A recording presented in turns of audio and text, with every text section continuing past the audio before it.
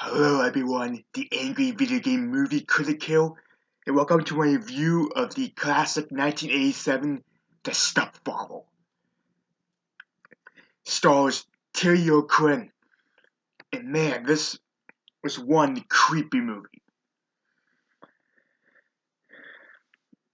It's just that, for the fact this movie is literally about a man who goes around killing other families. He tries to make himself out to be Mr. Perfect, this wonderful guy, when deep down he's this twisted, psychopath serial killer.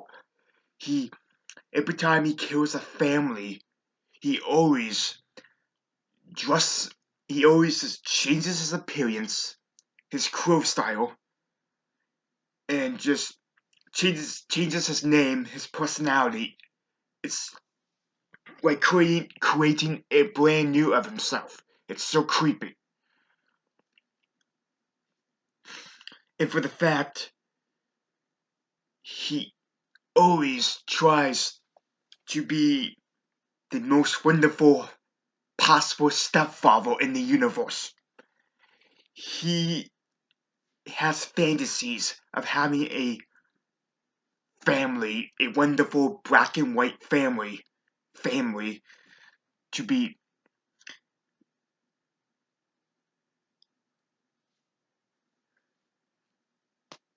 to to be with, and can't. It's always obsessed, and he is obsessed at being the perfect husband and father. And the way how O Quinn does this part, he nails it. It's completely so subtle, and creepy. How he can go from, oh, I'm stepfather, I'm Mr. Wonderful, and then boom, he's literally bashing your head with a phone. He does the way he just blocks out everything, pretends to be he has like multiple personality disorder or something. There's something clearly twisted about him, and how his creepy smiles and smirks, and his charm is so creepy to watch.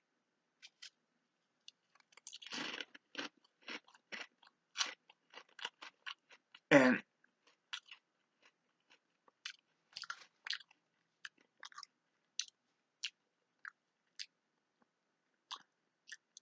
he's he at the moment literally seems like he has everything.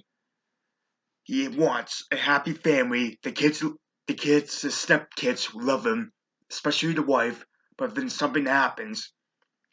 If the family gets to a fight, or thinking this was not the perfect family he thought he'll have, boom, he decides he's gonna kill that entire family to get him out of his life. Stop and go quit his job, go to another town, so he can set up his new life to get himself a new family. He kills his other family and does the exact same cycle all over again.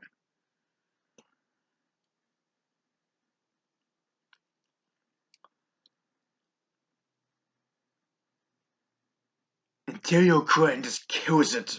Him playing a psychotic freak, trying to be the, the man of the man of perfection for a family, or while trying to cover his true nature, his psychotic nature. Him going from, with his mood swings, with his him flying to rage, like there's that scene in the basement. He just starts throwing temper tantrums when he finds a newspaper reporting the previous family he killed, while the stepdaughter, Stephanie, played by Let me check. Let me get my iPad.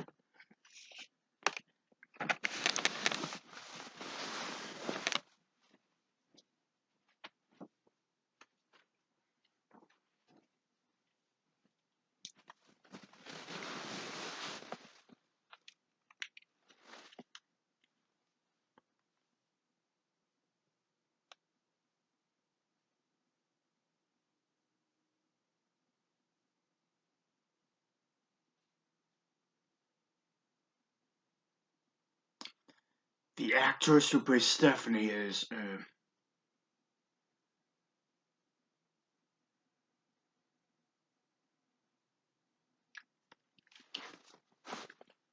played by Joe Schoelen. That's Jill Marie Schoelen. That's how you pronounce her name?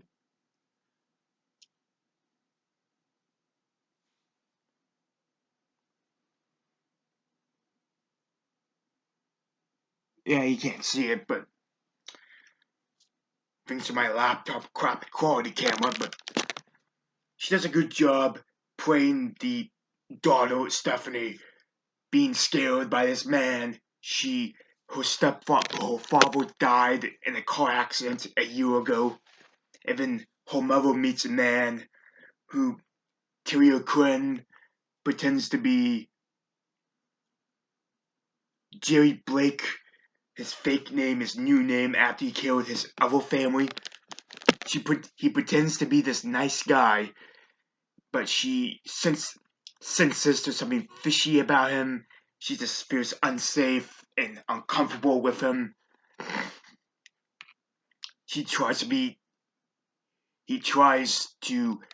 the perfect stepfather for her. He gets her a dog. That doesn't really work. She just gives him the cold shoulder. Just feels so uncomfortable around him because she knows that something is seriously wrong with him, not right with him at all. And her watching him for him having that big temper tantrum in the basement, which is another great scene by O Quinn. I don't recognize O Quinn by anything else other than Lost, which he played John Locke, which was another great role he did. The only thing I only recognize O Quinn is from Lost in this movie, in the second Stepfather movie. But him just banging on the table, throwing things in the basement as the daughter just witnesses this split personality meltdown. Whatever is wrong with the stepfather, you can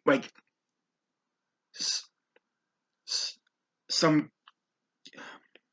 I bet there's some people out there who could relate to that, who feel uncomfortable with the mom or dad marrying someone who, like, a man or a woman who could be their stepfather or their stepmom, or probably stepfather or their stepmom now, if they sense there's something not right with them. And she did a good job of that role. And she appears she was flawed herself. She gets in a lot of trouble in school. She got expelled because she kept getting into fights in school. She goes to a therapist once a week, I guess, and just explains to him just how uncomfortable she was with him. And just, you feel for her. And just feel for you feel for her how uncomfortable she is around him. And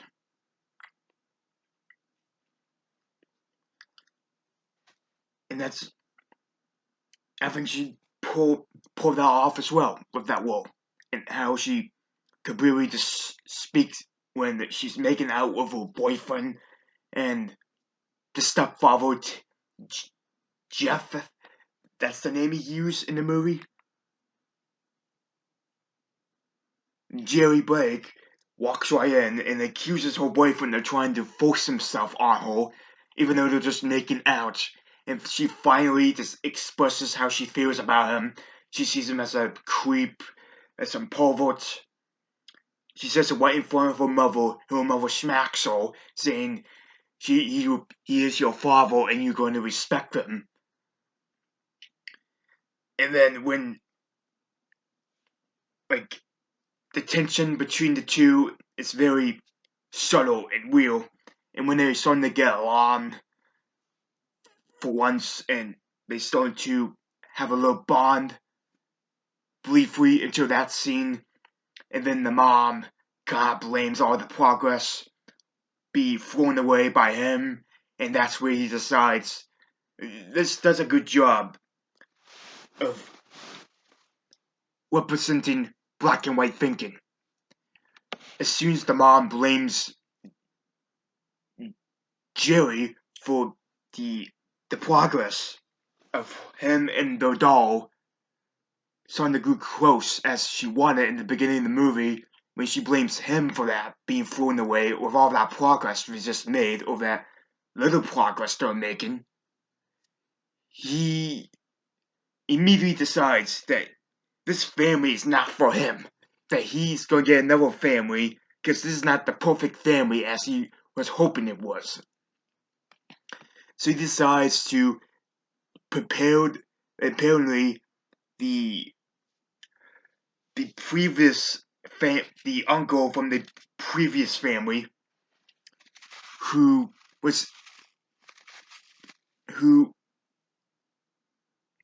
after he killed the other family, and that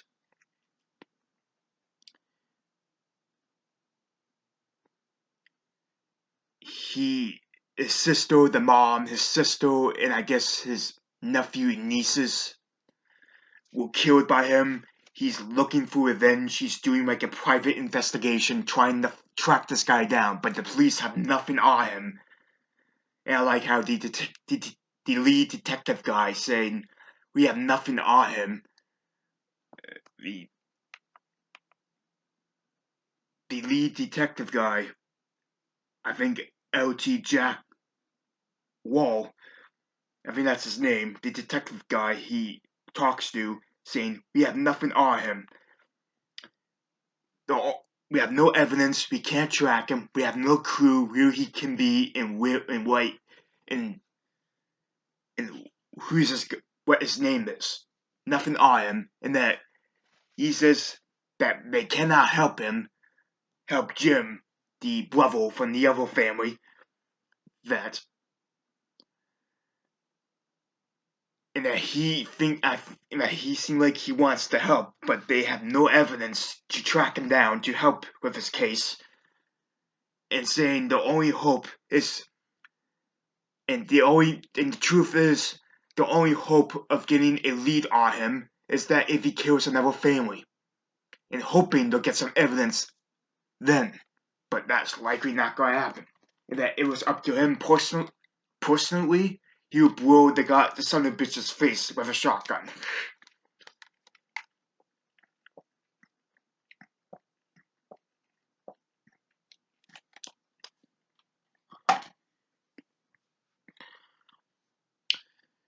So,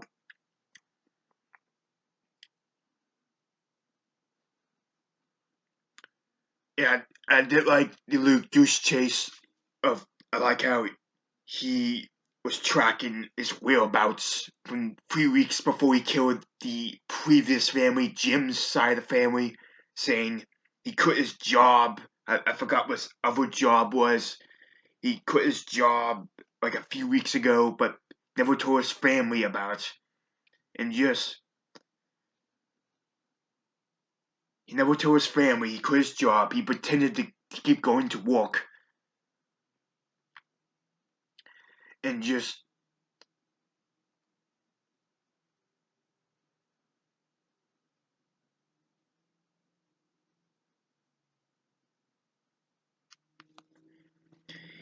he keep leaving at the same time he usually leaves as previous job when he's still at his other family that he ended up killing. He came back, he left pretending to go to work at the same hour in the same time of the morning and came back at the same time at night. And he does this for 3 weeks before he decides to kill his family. And he's still trying to find out where he was likely doing. What was he doing exactly those past 3 weeks if he wasn't going to his job? He's trying to is saying he kept coming back at the same hour. Let's just say he was gone for 8 or 9 hours. Where was he going then?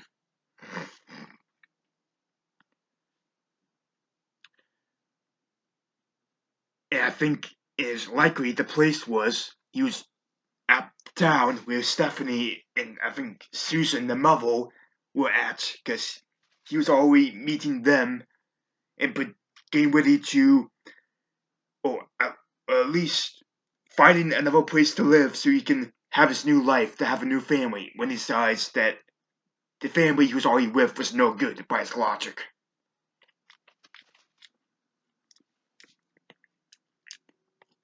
So he goes to that place where he was likely at, and when the daughter is concerned here, like when she hears about the story of the other family getting murdered and her stepfather having that big rage attack in the basement right after he read the newspaper, she becomes suspicious. Maybe he's the killer. Guess they go and find him. So she buys a picture of the stepfather from the previous family to try to identify his face. And the stepfather is like 10 steps ahead of her. He goes to check the mail, gets the package, and sees his picture because, O Quinn, Jerry's face, he had beard, much longer hair, and he had glasses. But after he killed his other family, he shaved off, cut up his hair. He looked like a completely different man.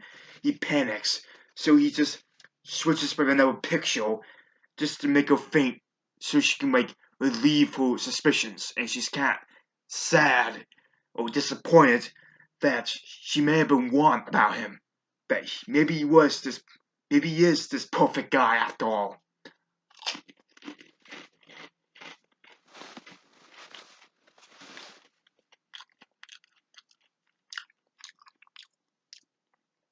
But eventually,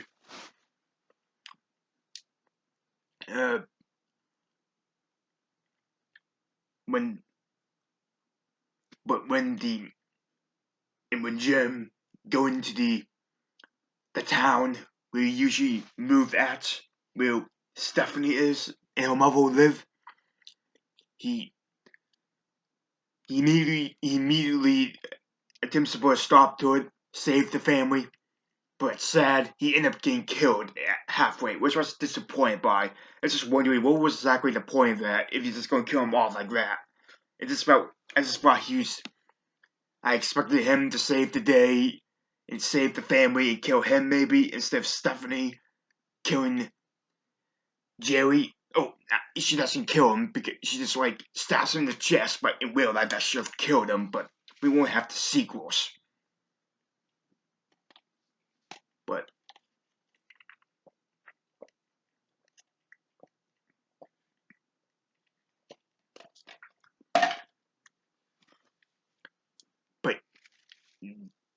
O Quinn, Jeff, Jerry Blake, as he uses his name throughout the movie, he's obsessed having a perfect family. A happy, normal, perfect family. Never arguing. Loving black and white, all or nothing. And when he begins to have a little bond with his newfound stepdaughter, but then that completely gets thrown away when he accuses her boyfriend of trying to rape her. And then the mom blaming him for him and his stepdaughter's strained relationship. That's where he decides that this family has got to go. He needs a new family. He's gonna kill them. It's just a great example of black and white thinking. It just shows how messed up and delusional he is. And what's creepy about it, we don't know anything about him. We don't know why. We don't know his actual name. We don't know what his past is, why he does the things he does, and why does he think this way. And that's the most creepy part. And how easy and how clever and easy he does this. How he just completely gets away with it. Just completely changes his identity, his past, his everything, his looks.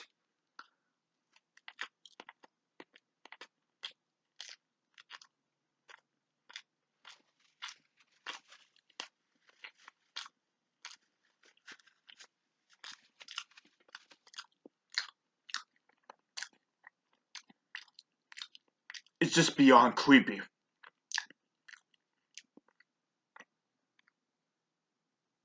And I think the mother plays Susan.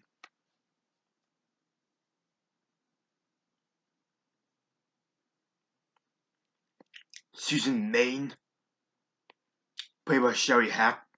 She did a good job playing the mother. Nothing saying much about her. She's just the mother, supporting mother, wife. Uh, she thinks her new husband, Jerry Blake, is the perfect man.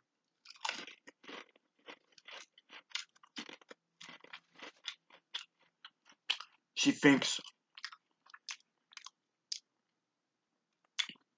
she was clearly depressed of her husband getting killed in a car accident, and thinking she can never be happy again until she meets this man who she thinks is the most wonderful man she has met, oblivious to her that he's a psychotic serial killer.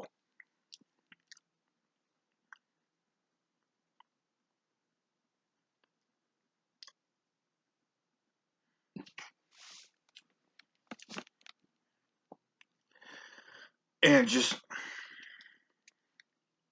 and when she finds out that her husband quit his job at being a real estate agent, and then she confronts him about it, and when uh, Jerry just makes excuses saying, the secretary got fired. She lied about me quitting or something, and she seems to believe him, but he starts to act really weird and Jerry says stuff. Who am I here? This is the top line of the movie, pretty much. Who am I here? Pretty much.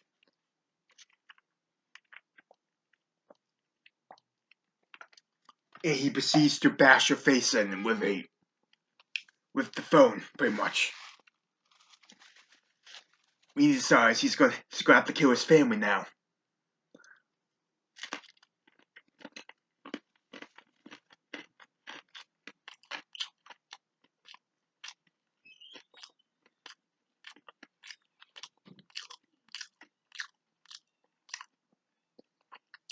And,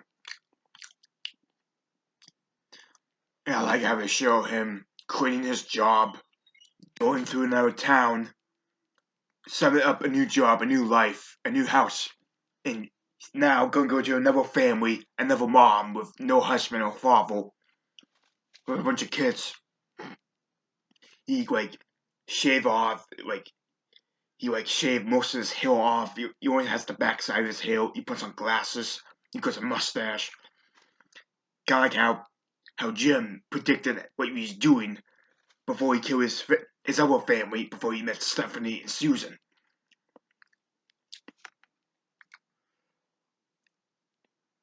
And the psychiatrist,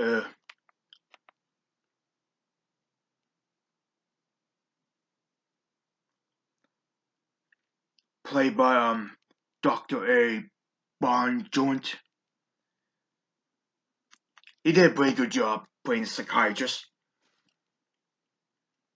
Uh, like he's trying, supporting Stephanie for the whole thing, listening how concerned and creeped out she is by her stepfather, and tries to talk to the stepfather himself but he won't.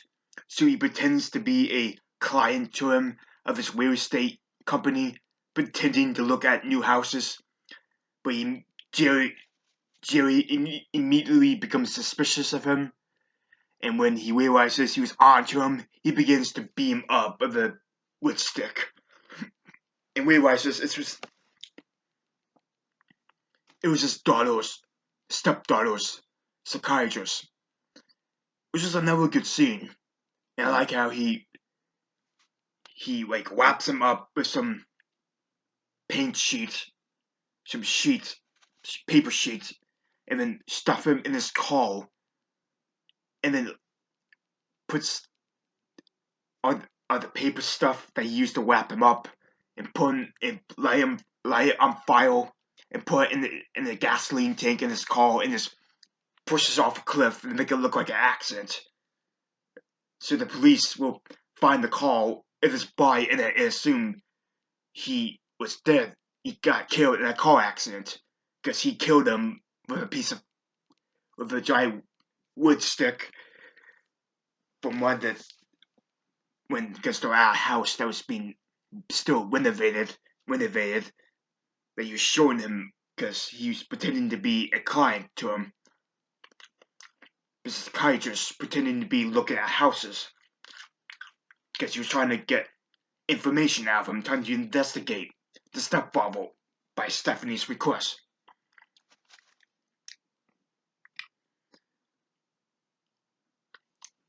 Which is pretty clever on his part to make it look like an accident.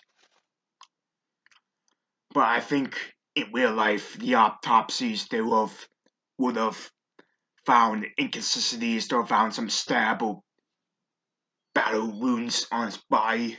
That he wasn't just dying in a car accident, but that's much of a nitpick.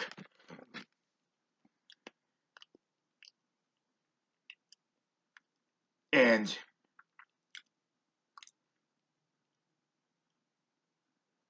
then Julie, when he realizes that the family, when after he like announces to his stepdaughter that her psychiatrist has passed, he got into a car accident. He comforts her, but it goes. She's crying onto his shoulder while he creepily looks at the camera like this. Tyrion Glenn just nails it. When he has to act creepy, he gets it right. Gets it fucking right. When he does a creepy look, you just want to stay the fuck away from him. Like, that's how disturbing it is. And then begins to get a little close with her, starting to bury the hatchet with her until the whole scene with her boyfriend happens. And that's where he decides he's gonna kill his whole family to get a new family. Because, like I said again, black and white thinking. He thinks he can have a perfect family.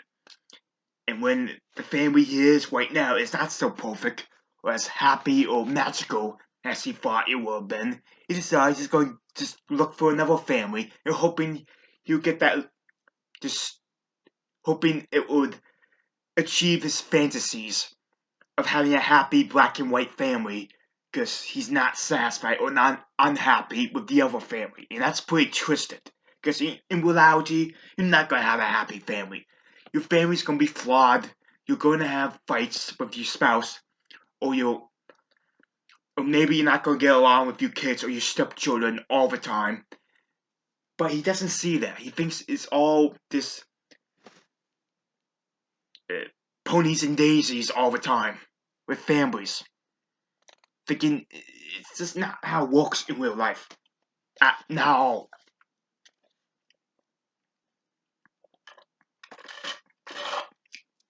but apparently he has these delusions, thinking he can have a perfect family. And let's be for real, if you're gonna have a family, you're gonna start a family. Maybe if you're gonna marry a wife with kids who may not like you, may not get along. So, if that maybe that could affect your relationship with your soon-to-be wife or husband, if the stepchildren or your soon-to-be stepsons or stepdaughters don't like you, it can affect your relationship with your spouse. But don't just think right away you're going to have the perfect family, and don't make that a reason to just break up your wife or boyfriend or girlfriend or husband, because not everything's perfect. No one's perfect.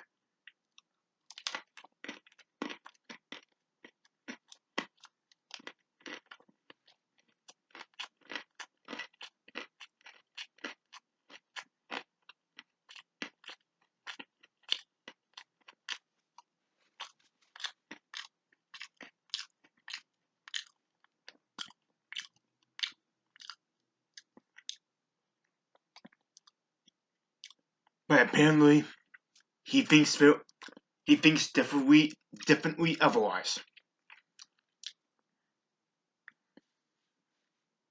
So we get into the climax.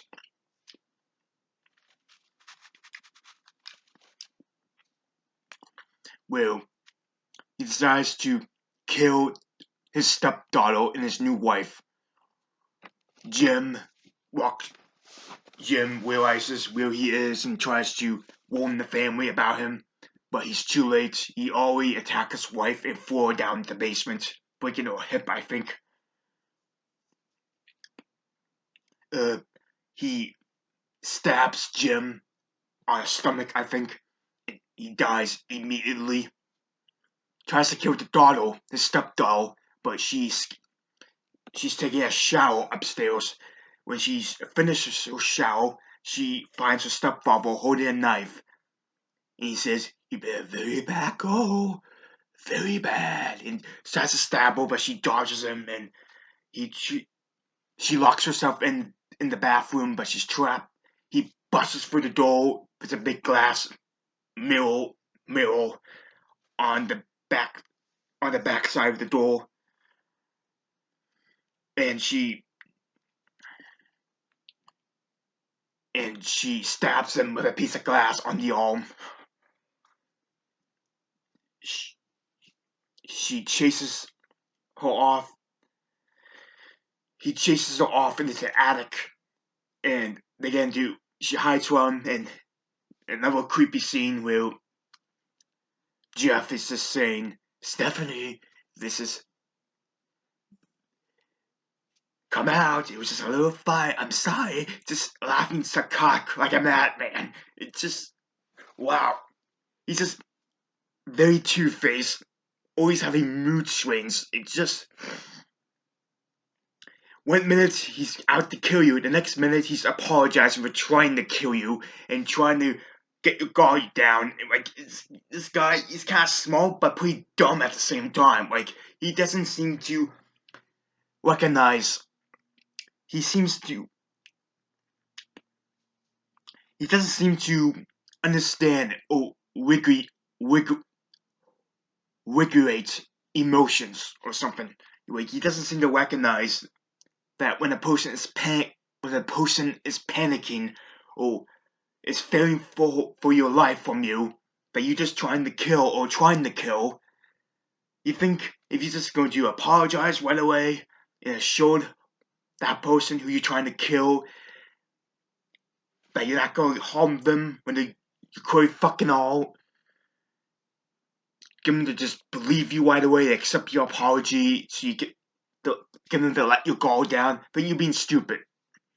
And this guy, he's kind of stupid.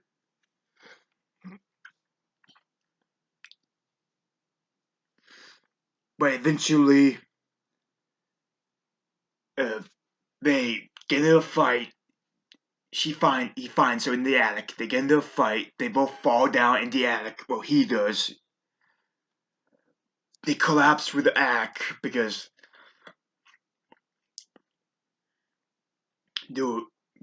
parts of it didn't have a fully renovated floor, so we just collapsed through the ceiling for the soft foam stuff.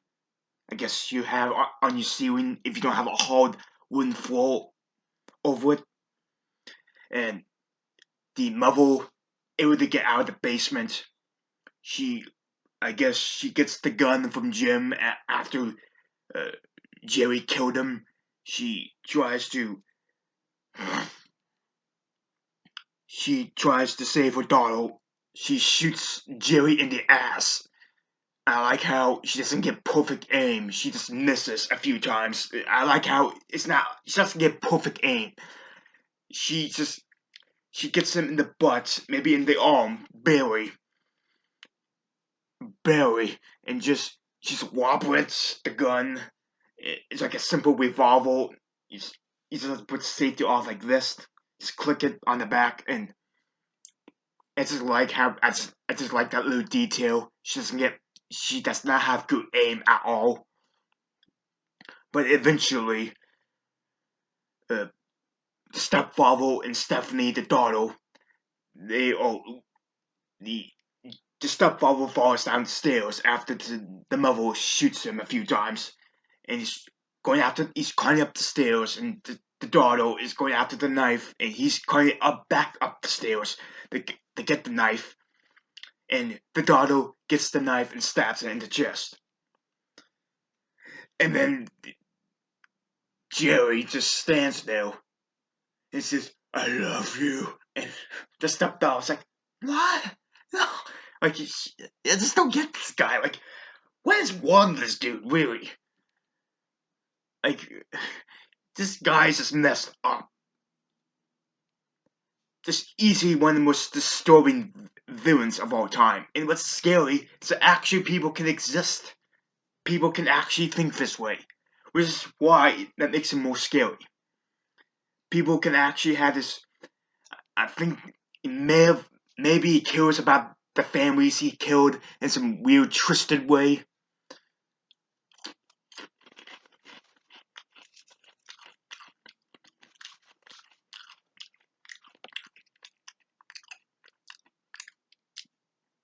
But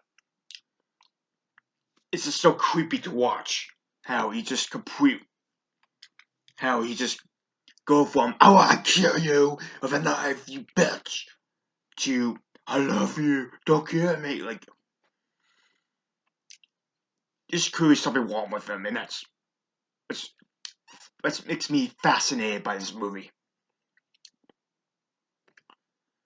But apparently he dies or passes out because in the second movie it's revealed he survived, and it gets in the beginning of the second movie he gets locked up in a mental institution.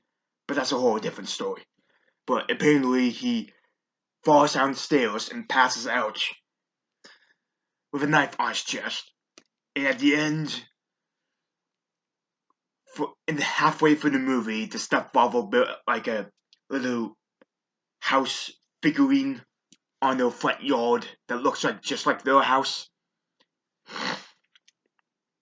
And stick it up in the sky so people can see it. The mother and daughter cut it down, and just leave it on the floor, and just go and just leave it there, which I thought was odd, but it makes sense because he was the one who built it, and they don't want any of the stuff to do with that to remember him by after he just tried to kill them. Yeah, I don't blame them.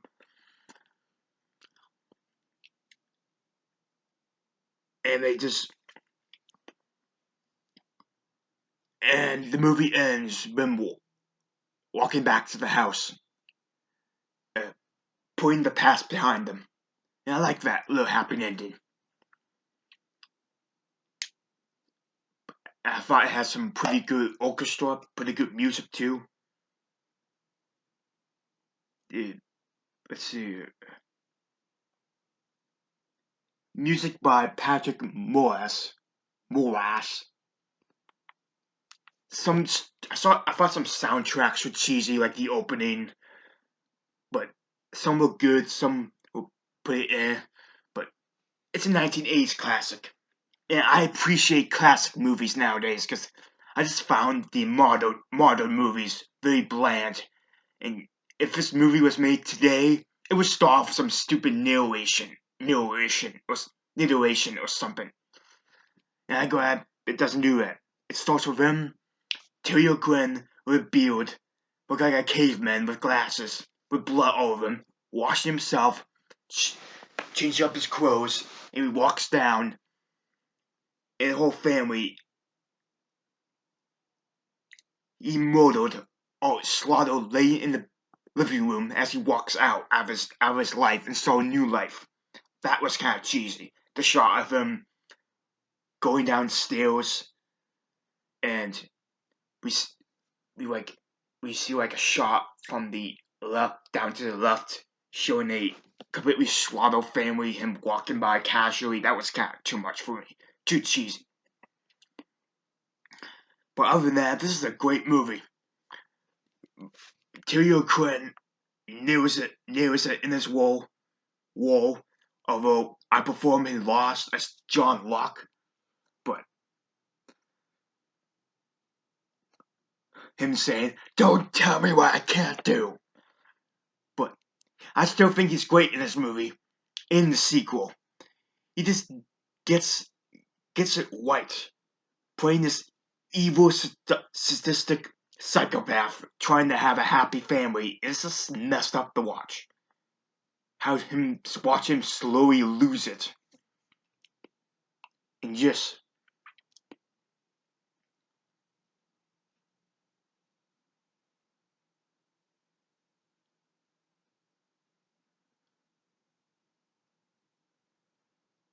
watch him slowly lose it.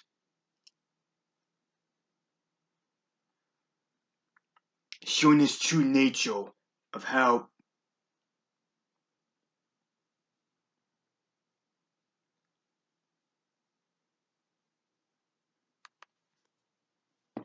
showing how his psychotic murderous side of himself. His two face. One side is wonderful, happy family man side. Next side is this evil psychotic killing bastard who is obsessed having the perfect family when in reality you're not gonna have a perfect family all the time. And I love that. And I think this is based on a true story, based on a true guy who killed his family, his step family, took his pictures out of his took his pictures out of the house, got rid of them so they can't track him. I think I don't know much about that case, but I yeah, it's based on the film is loosely based on the life and mass murder of John List, although the plot is more commonly associated with slasher movies of the era than a true story. The film was written by Donald E. Westlake from a story by Leslie Kieran Lefcourt and Brian Garfield with an uncredited rewrite by David Luck Ely. Yeah, there's a guy named John List who murdered his family in real life, and just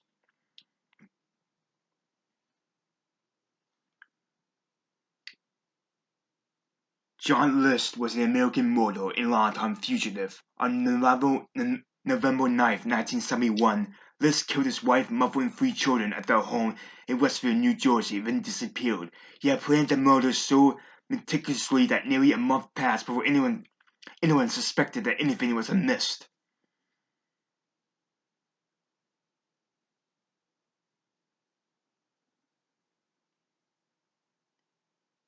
Yeah, I think this is kind of the movie's based on that.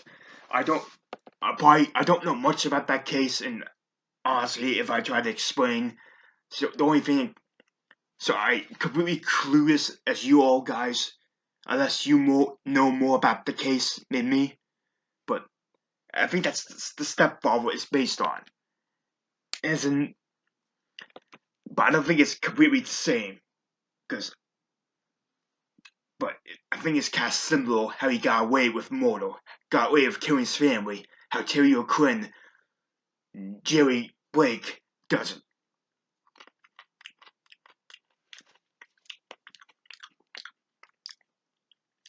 Yes, like I said before, people like that can exist in real life. And that's the most creepy, is how real people it can feel if you're that crazy, that delusional, then people can act like that. If you act or behave or think like how the stepfather does. I did saw the sequels. I saw them once. I think this is the second time I saw the movie tonight. The second one, I just finished halfway for the second one. I tend to watch more. I might review it tomorrow maybe, but it's okay so far. O Quinn steals the show. Steals the show like usual. The third movie doesn't have O Quinn. It has a different actor, but it's like the same character. Like he got plastic surgery to change his appearance. But it was okay, I guess. The remake 2009 remake with Diane David Walsh. I think that's the actor's name. It was okay. I actually saw that first, and I guess it was kind of decent when I first saw it. But look at it now, it's just a blob movie. It's not worth it. Just watch the 1987 movie. That's more worth your time than the 2009 one.